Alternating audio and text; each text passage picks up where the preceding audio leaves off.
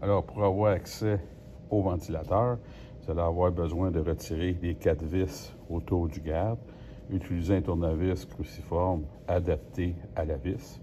Une fois que vous l'avez retiré, soit vous la déposez à l'intérieur d'une bolle aimantée ou vous les replacez au même endroit afin de ne pas les perdre. Dans ce cas-ci, je n'avais pas de bolle aimantée.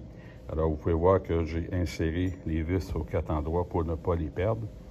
Maintenant, eh bien, j'ai accès au ventilateur avec ces pannes qui sont juste ici.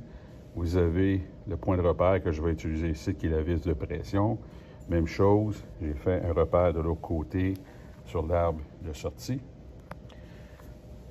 Alors, la première chose, c'est de s'assurer que lorsque je tourne, que le ventilateur ne tourne pas sur lui-même sur l'arbre. Alors, pour ce faire, je vais juste tourner, observer de l'autre côté. Effectivement, il ne glisse pas. Maintenant, je me mets à ma position repère. Et là, je vais faire un tour complet et je vais aller observer de l'autre côté si l'arbre fait un tour complet, comme ceci. Et voilà, c'est fait. Ce qui veut dire que j'ai un rapport de transmission 1 pour 1 sur ce moteur. Alors, pour l'évaluation du rapport de transmission, eh bien, évidemment, il y a le niveau sécurité. J'ai cadenassé ma fiche. Puis, j'ai même retiré la fiche qui se trouve à aller se raccorder au niveau du variateur de vitesse. J'ai retiré tous les équipements sur la courroie aussi.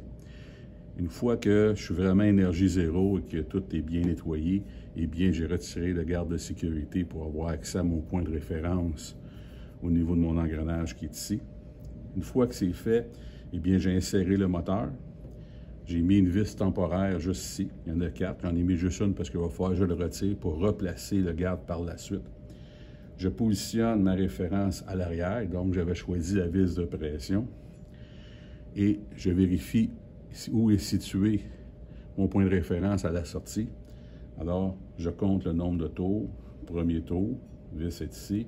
Deuxième tour, etc. Troisième tour. Et là, je vais compter le nombre de tours ici. Et dès que je vais avoir complété 360 degrés au niveau de l'arbre ici, au niveau de ma référence, eh bien, ça va me donner le rapport de transmission de la boîte d'engrenage qui est ici.